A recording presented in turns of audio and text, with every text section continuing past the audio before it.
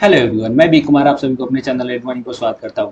देखिए, आज के इस वीडियो में हम लोग इकोनॉमिक्स का second chapters the sectors of Indian economy देखने वाले हैं। इकोनॉमी में कितने सेक्टर्स होते हैं, इकोनॉमिक एक्टिविटीज को कितने सेक्टर्स में डिवाइड किया गया, इन्हीं सभी चीज़ों को देखने वाले हैं। उनको किन किन बेस पर डिवाइड किया गया है, इन सभी चीज़ को देखने वाले हैं। जैसा कि आप सबको ही जानते हैं, ये महाभारत सीरीज का 10th वीडियो है और इस चैप्टर्स का दो सीरीज में आएगा। आप लोग सब कोई पहले से देख रहे हैं, देखते आ रहे हैं कि जिस चैप्टर का वीडियो बन रहा है उसको दो दो सीरीज में बनाया जा रहा है। तो उसी तरह इस चैप्टर्स का भी दो सीरीज बनेगा। ये इस चैप्टर का ये फर्स्ट सीरीज होगा और इसके बाद जो आएगा वो सेकेंड सीरीज होगा। तो बेसिकली क्या है कि आप सभी लोग का ये क्वेश्चंस आ रहा था कि वीडियोस काफी लंबा हो जा रहा है। तो देखो, अगर वीडियोस को थोड़ा सा कंसेप्चुअली अगर पढ़ेंगे, कंसेप्ट के आधार पे अगर पढ़ेंगे, कंसेप्ट साथ में जानते हुए पढ़ेंगे तो थोड़ा सा टाइम लगेगा। अगर थोड़ा सा टाइम लग रहा है तो क्या हो रहा है यार, कंसेप्ट तो समझ आ जा रहा है। कंसेप्ट जब समझ आ जाएगा ना तो आप एग्जाम में जाएंगे तो किसी भी तरह का क्वेश्चन आपसे छूटेगा नहीं। आप वहां से जो ऑप्शन आते हैं ना आपको एग्जाम में, तो उसमें ऑप्शन को छांटने में बहुत मदद मिलता है जब आप कंसेप्ट जाने रहिएगा। तो नहीं तो रटे रहिएगा केवल ऑब्जेक्टिव्स को, तब मजा नहीं आएगा, तब वहां पर कंसेप्ट समझ नहीं आएगा। तो इस चीज को थोड़ा सा समझना है, इसलिए हम बार बार कहते हैं कि आप कॉन्सेप्ट को समझिए। चलिए, हालांकि हम लोग क्या करेंगे कि वीडियो को काफी शॉर्ट करने का कोशिश भी करेंगे, और लेकिन कुछ भी हो हम कॉन्सेप्ट के छोड़कर, कंसेप्ट को छोड़ करके तो आगे नहीं बढ़ सकते, कंसेप्ट के साथ भी लेते ही चलेंगे। तो चलिए हम लोग आज इस वीडियो को शुरू करते हैं चैप्टर्स के साथ और देखते हैं किस तरह का ऑब्जेक्टिव्स बना हुआ है, उसके कॉन्सेप्ट्स को भी देखेंगे। और आज से प्रत्येक वीडियो में जितना भी क्वेश्चंस ऑब्जेक्टिव वीडियो बनेगा उसमें एक और भी नया क्वेश्चंस का टाइप जोड़े हुए हैं जिसे हम लोग लॉलीपॉप क्वेश्चंस कहेंगे। देखते हैं किस तरह का क्वेश्चंस उसमें आएंगे। जो चांस बनता है कि उस तरह के क्वेश्चंस भी एग्जाम में आ जाए, लेकिन फिर भी अगर आए या नहीं आए उससे मतलब नहीं है। कंसेप्ट को समझे रहिएगा तो क्या पता उसमें से कहीं से एक क्वेश्चन उठा कर रख दे तो आपको उससे फायदा हो जाएगा। तो चलिए आज चैप्टर्स को देखते हैं। हाँ, तो जैसे देख रहे हैं यहाँ पर चैप्टर्स जो है sectors of the Indian economy, हम लोग इसको देख रहे हैं। और सबसे पहले इस चैप्टर्स के ऑब्जेक्टिव्स को शुरू करने से पहले हम लोग थोड़ा सा देखते हैं सेक्टर्स ऑफ इंडियन इकोनॉमी क्या है। इसको थोड़ा सा समझेंगे कि इंडियन, देखिए जब भी हम सेक्टर्स ऑफ इंडियन इकोनॉमी पढ़ेंगे ना तो उसमें हम क्या करते हैं कि इकोनॉमिक एक्टिविटीज को पढ़ते हैं, ठीक है ना। तो जब भी हम इकोनॉमिक एक्टिविटीज की बात करेंगे तो वैसे कार्यों से, वैसे वर्क से हमारा मतलब होगा जिसको करने से हमें कुछ ना कुछ पैसा मिलता हो। उन सभी एक्टिविटीज को हम लोग इकोनॉमिक एक्टिविटीज कहेंगे जिसको करते हैं उसके बदले में कुछ ना कुछ पैसा मिलता है, उससे अपना जीवन यापन, अपना लाइवलीहुड चलाते हैं। बात समझ आ गया। अब इन्हीं एक्टिविटीज को क्या किया गया, अलग अलग बेस पर, अलग अलग कैटेगरी के हिसाब से क्या किया गया, डिवाइड कर दिया गया। उन्हीं को सेक्टर्स कहा गया। बस हम लिखें, इकोनॉमिक्स में क्या कहा जाता है, सेक्टर्स कहा जाता है। इकोनॉमिक एक्टिविटीज को अलग अलग सेक्टर्स में, अलग अलग टाइप्स में डिवाइड कर दिया गया, इसी को सेक्टर्स कहा गया। अब जिस तरह हम रिसोर्सेज पढ़े थे, अलग अलग बेस पर पढ़े थे, ओरिजिन के बेस पर पढ़े थे, एक्सेसिबिलिटी के बेस पे पढ़े थे, स्टेटस ऑफ डेवलपमेंट के बेस पर पढ़े थे, सेम उसी तरह मेरे भाई मेरे राजा इसमें भी क्या होगा कि आपके इकोनॉमिक एक्टिविटीज को डिफरेंट सेक्टर्स में डिफरेंट बेस पर डिवाइड किया गया। जैसे देख लो, प्रोडक्शन के बेस पर प्राइमरी, सेकेंडरी, टर्शियरी सेक्टर, मतलब primary sector, secondary sector, tertiary sector.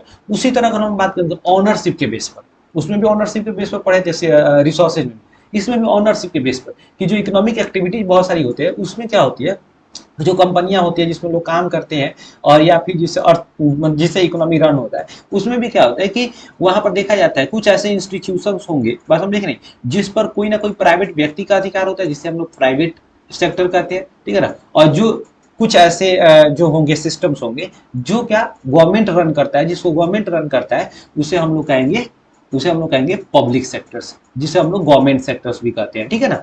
Next आता है क्या कि जॉब सिक्योरिटी, कुछ ऐसे इंस्टीट्यूशंस होंगे, कुछ ऐसे ऑर्गेनाइजेशन होगा जहां पे अगर आप काम करते हैं तो आपका जॉब की सिक्योरिटी कुछ ज़्यादा होती है, आपको बहुत सारे एक्स्ट्रा बेनिफिट्स मिलता है। उसके बाद आपको टाइम लिमिट होता है कि आपको काम इतना ही 8 ही घंटा करना है, ठीक है ना। तो उसे कहेंगे हम लोग ऑर्गेनाइज सेक्टर।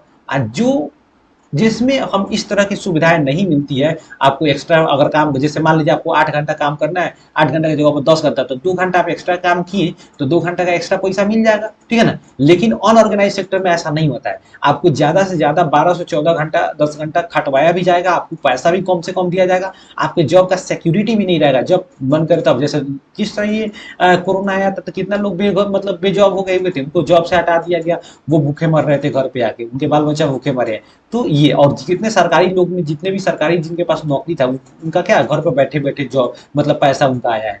तो क्या होता है, ऑर्गेनाइज सेक्टर में जितने भी काम करते हैं उनके जॉब सिक्योर होता है, बात समझे कि नहीं। इसके अलावा उनको बहुत सारे सिक्योरिटी मिलते हैं। तो आई होप कि ये सेक्टर से समझ आ गया, इकोनॉमिक समझ आ गया, सेक्टर्स को कौन कौन से डिवाइड, मतलब किस किस बेस पर किस किस टाइप्स में बांटा गया, ये भी समझ आ गया होगा, ठीक है ना। चलिए हम आगे देखते हैं अब इसके ऑब्जेक्टिव्स क्या है, क्या बना हुआ है। देखिए करा क्या, which sector is directly associated with the nature.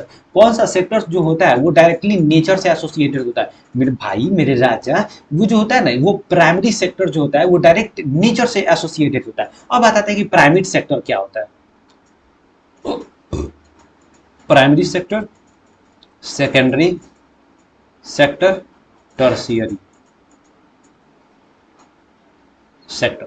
खूब गौर से समझना, जब समझ जाओगे तो मजा आ जाएगा। देखो प्राइमरी सेक्टर्स में वैसे इकोनॉमिक एक्टिविटीज को रखा जाता है जिसके द्वारा, जिसके अंडर में हम क्या करते हैं, जिसके द्वारा हम क्या करते हैं, प्राइमरी जो नेचुरल रिसोर्सेज होता है ना उसको हम कन्वर्ट करके एक प्राइमरी गुड्स, प्राइमरी एक तरह से इंडस्ट्रियल गुड्स या फिर इंटरमीडिएट गुड्स का निर्माण करते हैं, बात समझे कि। तो इसमें प्राइमरी एक्टिविटीज में नेचुरल रिसोर्सेज या नेचुरली जो भी ग्रो हुआ कोई भी चीज होगा, कोई भी मटेरियल्स होगा, उसको हम उसका कन्वर्जन करके, उसका हम कन्वर्जन किस में करते हैं, प्राइमरी गुड्स में या फिर इंटरमीडिएट गुड्स में करते हैं, ठीक है ना। तो इसी मतलब देखो कोई भी चीज का जब प्रोडक्शन होता है उसके जो बेसिक थिंग्स जो होता है ना, उसका जो बेसिक मटेरियल होता है, उस जिस प्रक्रिया के द्वारा, जिस एक्टिविटीज के तहत किया जाएगा उसे ही कहेंगे हम लोग प्राइमरी एक्टिविटी। जैसे देख लो हम माइनिंग करते हैं, समझे कि नहीं, तो माइनिंग करके या फिर एक्सट्रैक्शन ऑफ गैसेज और वाइल, मतलब आयल वगैरह का हम लोग एक्सट्रैक्ट करते हैं, बाहर निकालते हैं, तो ये सब प्राइमरी वर्क हो गया, बात समझे कि नहीं। जब तक हम तेल को, जब तक हम कोयला को, जब तक हम आयरन्स वगैरह को, मतलब एलिमेंट्स वगैरह को हम बाहर नहीं निकालेंगे, तब तक हम उससे और भी चीज, बिजली उत्पादन करना है, कोयला चाहिए, कोयला कहाँ से लाएंगे, माइनिंग से लाएंगे। तो कोयला क्या हो गया, ये एकदम से प्राइमरी थिंग्स हो गया, इसके बिना बिजली उत्पादन नहीं हो सकता है। तो जब किसी प्राइमरी गुड्स को या इंटरमीडिएट गुड्स को जिस एक्टिविटीज के तहत बाहर निकालेंगे, that is called primary activities. I hope कि ये वाला बात समझ आ गया होगा। इसके अंदर का जैसे प्राइमरी एक्टिविटीज के अंदर में आ जाएगा माइनिंग, आ जाएगा फिशिंग, आ जाएगा हस्बेंड्री, आ जाएगा पशुपालन वगैरह, ठीक है ना। उसके बाद आपको बी कीपिंग आ जाएगा, मधुमक्खी का पालन वगैरह आ जाता है, ठीक है ना। एग्रीकल्चर आ जाएगा। तो इसमें सबसे ज्यादा जो ब्रॉडर लेवल पर पढ़ा जाता है वो एग्रीकल्चर को पढ़ा जाता है, ठीक है ना। और सबसे ज्यादा लोगों को अगर जॉब भी लगा होता है तो ये प्राइमरी सेक्टर्स में ही लगा होता है। सबसे ज्यादा जॉब कौन प्रोवाइड करता है, प्राइमरी सेक्टर। सबसे कम कौन सा जॉब प्रोवाइड करता है, तो सेकेंडरी सेक्टर। अब मीडियम में कौन रहता है, टर्शियरी सेक्टर। तो आपको याद रखना, ये छोटी छोटी बात याद रखिएगा ना तो बहुत मजा आएगा आपको एग्जाम देने में। तो ये बात समझ आ गया, primary sector. Secondary sector, secondary sector जो प्राइमरी सेक्टर से उत्पादित किया, प्रोड्यूस किया गया मटेरियल होता है, इसी को प्रयोग करके जब हम इंडस्ट्री में किसी अन्य यूजेबल पदार्थ का, यूजेबल मटेरियल्स का, गुड्स का निर्माण करेंगे, उसे कहेंगे हम लोग सेकेंडरी सेक्टर। जब भी हम फैक्ट्री में लोग काम करके किसी भी अन्य मटेरियल्स का, गुड्स का निर्माण करेंगे, ठीक है ना, उसे कहेंगे सेकेंडरी सेक्टर। जैसे मान लीजिए यहाँ से हम क्या करते हैं, कोयला निकालते हैं, यहाँ पर इंडस्ट्री में लाते हैं, यहाँ पर बिजली बनता है, वो बिजली हमारे पास आ जाता है। तो बिजली, तो यहाँ से कोयला निकाला गया फर्स्ट बार में, तब ये प्राइमरी वर्क हो गया, डेट वाइज प्राइमरी सेक्टर। ये दोबारा में लाए, सेकेंड में आ गए, तो सेकेंडरी काम क्या हुआ, उसका बिजली बनाया गया इंडस्ट्री में, उसे हम लोग क्या कहेंगे, सेकेंडरी। अब वो बिजली हमारे घर तक पहुंचाया जाएगा तो वो एक सर्विस प्रोवाइड कर रहा है, डेट्स वाई वो क्या किया, सर्विस सेक्टर। हमारा बात समझ आया, नहीं समझ आया फिर वीडियो में पीछे जाइए फिर से देखिए, ठीक है ना, समझ आ जाएगा। तो अब देखिए एक बात क्या समझ आया कि प्राइमरी और सेकेंडरी ये दोनों सेक्टर से जो होता है ना, वो गुड्स का प्रोडक्शन होता है, केवल गुड्स का। लेकिन टर्शियरी सेक्टर से क्या होता है, सर्विस का प्रोडक्शन होता है। तो टर्शियरी सेक्टर क्या करता है, हमेशा ये प्राइमरी सेक्टर और प्राइमरी और जो सेकेंडरी सेक्टर है ना, इन दोनों को मदद करता है, बात समझे कि नहीं, सर्विस प्रोवाइड करता है। जैसे कोयला यहाँ से निकाला गया, यहाँ से इंडस्ट्री तक कोयला कौन पहुंचाएगा, ट्रांसपोर्टेशन के द्वारा, या तो मालगाड़ी के द्वारा, ट्रेन के द्वारा, या फिर ट्रक के द्वारा पहुंचाया जाएगा। तो ट्रांसपोर्टेशन क्या किया, सर्विस दिया कि नहीं दिया। बहुत ज्यादा आलू का उत्पादन कर लिए तो सब किसान अपने घरे में थोड़े रख लेगा, सड़िए जाएगा, नहीं सड़ जाएगा। तो वो क्या करेगा, वो ले जाएगा कोल्ड स्टोर में रखेगा, रखेगा नहीं रखेगा। तो वो क्या हुआ, कोल्ड स्टोरेज हो गया। तो ये क्या, सर्विस प्रोवाइड कर रहा है। तो जितना ज्यादा प्राइमरी और सेकेंडरी सेक्टर बढ़ेगा उतना ज्यादा टर्शियरी सेक्टर भी डेवलप होगा। कैसे, प्राइमरी सेक्टर में और सेकेंडरी सेक्टर में वस्तु का उत्पादन होगा तो वो वस्तु मार्केट में ले आएंगे, बेचेंगे, बात समझ रहे हैं? तो जो मार्केट में लेकर बेचते हैं वो तो सर्विस ही ना दे रहा है, जाएंगे फैक्ट्री से उठा के ले आएंगे और हमको धके 2 रुपए नाफा धके बेच देंगे, बेनिफिट धके बेच देंगे। तो 2 रुपए जो ज्यादा ले रहे हैं वो सर्विस का ही तो ले रहा है। हमको बगल में जाते हैं किराना दुकान, दूध खरीद के ले आते हैं, आखिर जाते हैं हम एकदम से गुजरात में है अमूल, अमूल का दूध लाने, बस समझ नहीं, या जाते हैं हम चल जाते हैं मुजफ्फरपुर सुधा का दूध लाने, नहीं ना जाते हैं। दुधरिया क्या करता है, जो मिल्कमैन होता है वो क्या करता है, सबके दूसरे जिसके जिसके पास गाय होता है भैंस होता है उसके पास जाता है, दूध दूध के ले आएगा और ले आकर के हमारे घरे पहुंचा देगा है। तब ना वो पनिया मिलाता है, दूधवा खरीदता है 40 रुपये 45 रुपये, बेच देता है 45 रुपये, तो उसको फायदा कथी होता है, जो 2 किलो दूध में 3 किलो पानी मिलाता है, तो ये 3 किलो 45 से 135 रुपया फायदा हुआ है। कथी हुआ, वो सर्विस है ना है। तो बात समझ आ रहा है मेरा। तो tertiary fish sector is related only to मतलब कि producing of production of services. तो कौन सा प्रोडक्शन जो होता है, कौन सेक्टर जो होता है वो क्या है, सर्विस प्रोडक्शन से रिलेटेड है, तो वो टर्शियरी सेक्टर। बस समझे कि नहीं, किस प्रोडक्शन में किस सेक्टर में गुड्स का प्रोडक्शन नहीं होता है, तो टर्शियरी सेक्टर में। समझ आ गया? चलो आगे बढ़ो, ज्यादा फिर टाइम बढ़ जाता है, हम समझाते हैं तो टाइम में बढ़ जाता है। तो यहाँ पर प्राइमरी सेक्टर क्या होगा, नेचर से एसोसिएटेड, जब भी नेचर आ जाएगा प्राइमरी सेक्टर, जब भी इंडस्ट्री आ जाएगा तो कौन आ जाएगा, सेकेंडरी सेक्टर। क्यों इंडस्ट्री, सेकेंडरी सेक्टर को हम क्या कहेंगे, इंडस्ट्री सेक्टर, टर्शियरी को सर्विस सेक्टर, प्राइमरी को एग्रीकल्चर सेक्टर। ये अलग अलग नाम है, बस समझे कि नहीं। इंडस्ट्री सेक्टर क्यों, क्योंकि यहाँ पर खाली इंडस्ट्री में वस्तुओं का, जितने भी गुड्स का प्रोडक्शन होता है कहाँ होता है, इंडस्ट्री में होता है, इंडस्ट्री से रिलेटेड होता है secondary sector. That's why this sector is also called industrial sector. चलो आगे बढ़ो। जैसे देखो ये एग्रीकल्चर है, ठीक है ना, ये मैडम क्या कर रही है, यहाँ पर आकर के फोटो खिंचवा रही है, बस समझ रही। ये सब देखो, सब गोड़ा इतना बौका है, तो सब ये लड़कियों को देख रहा है। रुक जा, इसका मुंह हमें रंग दे रहा है, नहीं देखेगा सब, बस समझ नहीं। अब देख लो, तो देख रहे हो ये फोटो खिंचवा रही है। नेचर सब किसी को अच्छा लगता है, चाहे वो फॉरेनर हो चाहे वो गांव के लोग, तो नेचर से ही तो पलते बढ़ते खेलते हैं, बात समझ के। उनका क्या है, शहर के लोग को दिल से और नेचर से दोनों से खेलने का आदत बहुत ज्यादा होता है, और उनको बचपन से ही सिखाया जाता है। समझे कि नहीं। तो यहाँ पर ये क्या कर रहे हैं, ये सिप का जो है यहाँ पर फार्मिंग किया, मतलब कि ऐसी किया जा रहा है, यहाँ पर उनका पालन पोषण किया जा रहा है। क्यों, क्योंकि इनके बाल से क्या किया जाता है, ऊल बनता है। यहाँ से बाल काटेंगे, कहाँ भेजेंगे, फैक्ट्री में ऊल बनेगा, ऊल से क्या बनेगा, कपड़ा बनेगा, कपड़ा से हम आगे पहन लेंगे, बस समझे कि नहीं।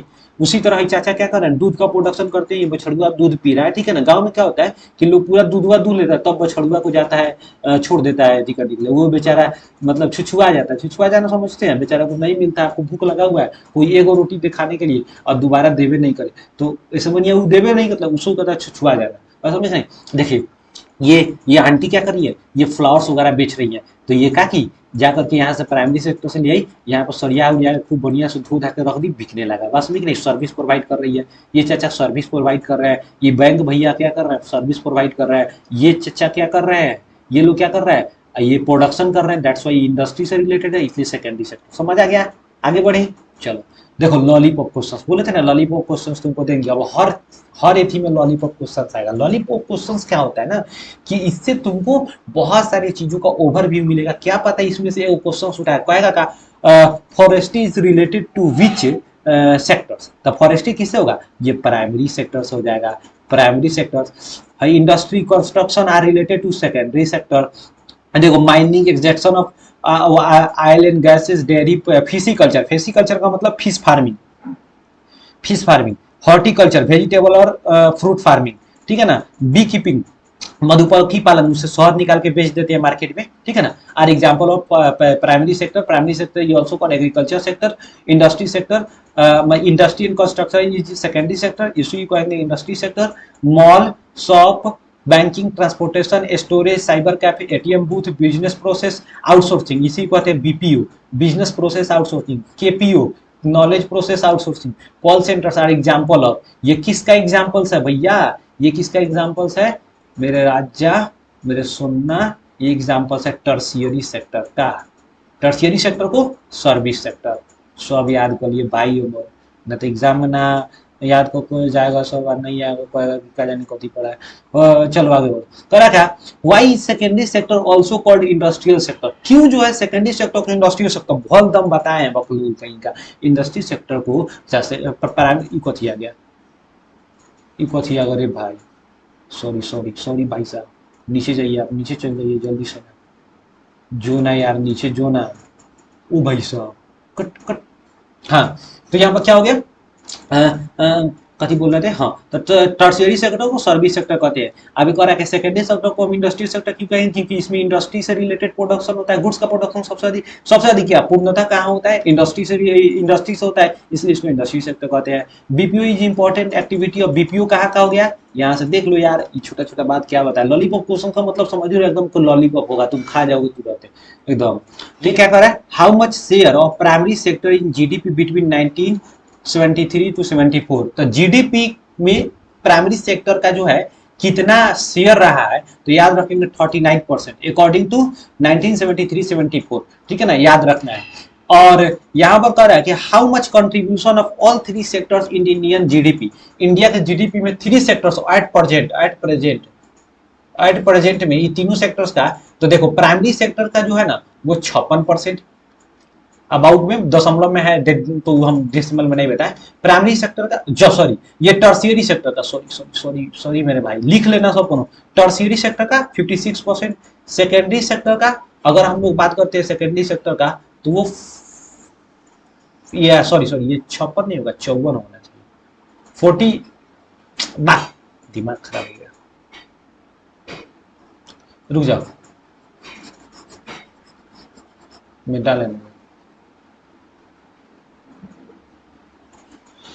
तो एट प्रेजेंट में बात करेगा ना, तो प्राइमरी सेक्टर, तो प्राइमरी सेक्टर का सबसे जीडीपी में कितना योगदान है, 20%, सेकेंडरी सेक्टर का कितना है 26%, और टर्शियरी सेक्टर यानी सर्विस सेक्टर का कितना है 54%। भाई साहब, सबसे ज्यादा अगर जीडीपी में शेयर है तो किसका है, टर्शियरी सेक्टर का, क्योंकि सबसे ज्यादा लोग को फायदा इसी में, देखा है अंबानी चाचा कितना बड़ा आदमी बन गया, ठीक है ना, इंडिया का सबसे धनी, वो कथी करते हैं, प्रोडक्शन करते हैं, प्याज करते हैं, सब क्या है, जियो का डाटा पहुंचा पहुंचा के अपना बेटा को बना दिए टाटा, बस हम एक नहीं, तो ये वाला समझ आया, ये primary sector, secondary sector, tertiary sector, तो सबसे ज्यादा अगर फायदा है ना तो सेकेंडरी सेक्टर और टर्शियरी सेक्टर दुइयों में फायदा है, ठीक है ना। और सबसे अधिक जॉब इम्प्लॉय कौन करता है, मतलब इम्प्लॉयमेंट कौन प्रोवाइड करता है, तो प्राइमरी सेक्टर, बात समझे कि नहीं, प्राइमरी सेक्टर में सबसे अधिक काम लोगों को मिलता है, भले एक्चुअल काम मिले चाहे नहीं मिले, उसमें अंडर एम्प्लॉयमेंट या डिसग्यूज्ड एम्प्लॉयमेंट बहुत ज्यादा होता है, लेकिन सबसे ज्यादा लोग उसी में मिले, मतलब लगे रहते हैं, ठीक है ना। Which sector has grown the most over 40 years, कह रहा है कौन सा सेक्टर सबसे अधिक ग्रो किया है इस 40 वर्ष में, तो टर्शियरी सेक्टर, याद रखना, टर्शियरी सेक्टर सबसे ज्यादा ग्रो किया है, ये 5 गुना ग्रो किया है। इंडस्ट्रियल सेक्टर अगर पूछेगा तो ये इसको बोलिएगा आप 3 टाइम्स की 2 टाइम्स, 3 गुना, 3 गुना है, बस हम नहीं, कंफ्यूजन है ना यार, 3 टाइम्स, थोड़ा सा एनसीईआरटी में देख लेना यार, 3 या 2, 3 टाइम्स ही होना चाहिए, ठीक है ना। कहेगा इंडस्ट्री सेक्टर सबसे कितना गुना ग्रो किया है, 3 गुना, और टर्शियरी सेक्टर कितना गुना, 5 गुना ग्रो किया है, बात समझ आया, सबसे अधिक। नेक्स्ट करा कि the goods that are used are as raw materials for further production are known as, वैसा सामान जिसका मतलब कि उपयोग किसी अन्य सामान के निर्माण में या आगे की वस्तु के निर्माण में किया जाता है, जैसे बिस्कुट बनाने के लिए आटा का यानी गेहूं का जरूरत पड़ेगा, ठीक है ना, तो आटा यानी गेहूं को क्या बोलेंगे हम लोग, तो इंटरमीडिएट गुड, मटेरियल गुड्स नहीं होगा, फाइनल गुड्स नहीं होगा, कंज्यूमर गुड्स नहीं होगा, इंटरमीडिएट गुड्स, बात समझ आया, कंज्यूमर गुड्स या फाइनल गुड्स एक ही चीज हुआ, ठीक है ना, वैसा सामान जिसको यूज हम डायरेक्ट कर सकते हैं, जैसे बिस्कुट होगा, हम आटा डायरेक्ट गेहूं में थोड़े खा लेंगे, ठीक है ना। समझ आ गया, तो फाइनल या गुड्स या कंज्यूमर गुड्स उसी को कहेंगे जो हम बिल्कुल तैयार हो गया और जाके बकच लेंगे, ठीक है ना, तुरंत खा लेंगे, दैट इज कॉल्ड कंज्यूमर, और फाइनल गुड्स या फिनिश्ड गुड उसे कहेंगे, और इंटरमीडिएट गुड, समझ आ गया। आगे बढ़ते हैं, the sum total production of all final goods and services, जब भी all final sum of total production of all final and goods and services बोलेगा तो जीडीपी, साफा आंख बंद कर देना और जीडीपी पर खट देना, मार देना, आगे बढ़ो। Correct, the task of collection of data about employment and unemployment, जब भी एम्प्लॉयमेंट एंड अनएम्प्लॉयमेंट का डाटा कौन कलेक्ट करेगा, या सेंसस का जो जनगणना वगैरह होता है, तो NSSO, national sample survey organisation, फिर से नेशनल सैंपल सर्वे ऑर्गेनाइजेशन, समझ आ गया। BPO, business process outsourcing, KPO, knowledge process outsourcing, UNDP, united nation development programme, आगे बढ़ो। करेगा लॉलीपॉप क्वेश्चन, फिर से लॉलीपॉप खाओ, करेगा who collect the data of GDP, data of GDP का कलेक्शन कौन करता है, CSO, central statistical, STATISTICAL statistical office, organisation नहीं, हमको बार बार ऑर्गेनाइजेशन याद आता है, central statistical organisation, sorry office office office, भाई अमर राजा अमर, ऑर्गेनाइजेशन आएगा तो सापा भोकच देना, काट देना, ऑफिस देख के मार देना, ठीक है ना। करा क्या, how much employment provided by all three sectors in Indian economy, करा क्या, how much employment provided by all three sectors in Indian economy. देखो जब भी एम्प्लॉयमेंट का बात पूछेगा ना तो 1973 72 3 में 1972-3 में 74%, बस समझ आएगी कि नहीं, 74% इंप्लॉयमेंट सबसे ज्यादा कौन प्रोवाइड किया था, प्राइमरी सेक्टर। प्राइमरी सेक्टर से सबसे ज्यादा इंप्लॉयमेंट 1972-73 के करीब में कितना था, 74%। लेकिन एट प्रेजेंट प्राइमरी, यहां पर देखो, यहां मेरा फोटो आ रहा होगा, प्राइमरी, सेकेंडरी और टर्शियरी। देखो प्राइमरी में अभी देखोगे, अभी अभी एट प्रेजेंट में देखोगे तो 55 से 56% जॉब लोगों को प्राइमरी सेक्टर में। अगर हम सेकेंडरी सेक्टर की बात करते हैं तो secondary, sorry sorry sorry sorry, ये इतना नहीं होगा प्राइमरी, ये 42 to 43%, मान लो 43% है, ये गड़बड़ बता रहे थे, सॉरी सॉरी, एकदम माफ कर दो भाई इनको, ठीक है ना। ये 42 to 43% प्राइमरी सेक्टर में जॉब मिला है लोगों को एट प्रेजेंट में। अगर तुम बात करोगे सेकेंडरी सेक्टर का तो सेकेंडरी सेक्टर 25%, अगर तुम बात करोगे इसका टर्शियरी सेक्टर, इसको 32%, ठीक है ना। तो 32% ये टर्शियरी सेक्टर में। सबसे ज्यादा टैक्सेज लोग कहां से देते हैं, टर्शियरी सेक्टर टैक्स देते हैं, सबसे ज्यादा प्रोडक्शन सबसे ज्यादा होता है, तो अभी जीडीपी में सबसे ज्यादा इसका योगदान है ना। समझ कितना हम तुम लोग को समझाएं, आगे बढ़ो।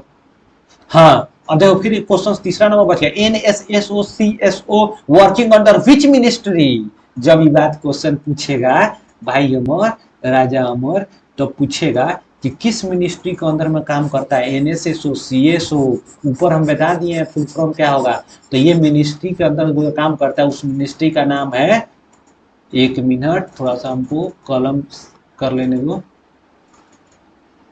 Ministry of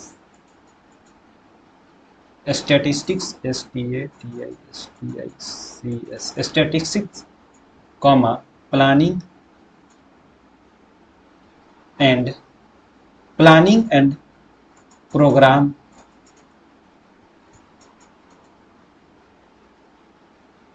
statistics planning and programme implementation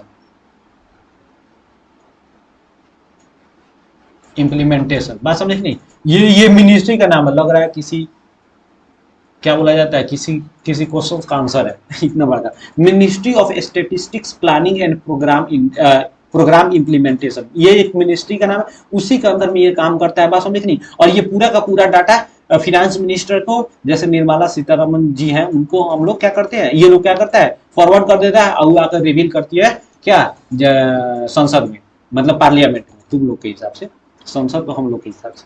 Which among the following workers are not very productive in tertiary sector, कौन सा जो वर्कर होंगे वो टर्शियरी सेक्टर में सबसे ज्यादा प्रोडक्टिव नहीं होंगे। तो देखिए टर्शियरी सेक्टर में वैसा ही मतलब कि वर्कर्स आएंगे जो स्किल्ड हो, प्रोफेशनल हो, नहीं तो डेढ़ाछड़ लोग नहीं का काम नहीं चलेगा, है माटी धोने वाला, डेली वेजेज वाला, डेली वर्कर्स, ये लोग का काम नहीं चलता, उसमें स्किल्ड लोग चाहिए, एकदम प्रोफेशनल चाहिए, कंप्यूटर चलाना है आपको, इंटरनेट मतलब आईटी से काम कर, इंटरनेट मतलब कि यहाँ पर इंफॉर्मेशन टेक्नोलॉजी से काम करना है, तो ये सब में क्या हो, एकदम प्रोफेशनल लोग चाहिए। एजुकेशन में trend professionals, educated and trend professional या प्रोफेशनल, हाँ एफ है प्रोफेशनल्स, तो यहाँ पर एजुकेशन एंड ट्रेंड प्रोफेशनल एकदम चाहिए। नॉट वेरी प्रोडक्टिव कर रहा है एकदम, तो सही ये वाला चाहिए ही। Repair person and daily wages, हाँ यही लोग, ये रिपेयर पर्सन या फिर डेली वेजेज जितने भी अर्नर्स होंगे इसमें काम थोड़े कर पाएंगे, इनमें प्रोफेशनल लोग की जरूरत है, तो आंसर कौन हो जाएगा, B. Next, in terms of GDP the share of tertiary sector in 13-14 2013 and 14 के करीब में बात करें तो 50 to 60%, लेकिन एग्जैक्ट बात करेगा तो 49%।